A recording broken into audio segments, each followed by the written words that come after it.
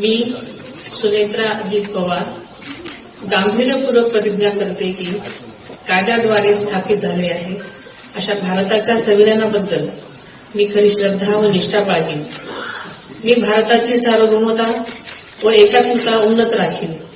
मी महाराष्ट्र राज्याची उपमुख्यमंत्री म्हणून माझी कामे निष्ठापूर्वक व सचत विवेकबुद्धीने पार पाडेन आणि संविधान व कायदा यानुसार सर्व तऱ्हेच्या लोकांना मी गांभीर्यपणे व निपक्षपातीपणे तसेच कोणाच्याही विषयी ममत्वभाव किंवा आकस न बाळगता न्याय वागू देईन.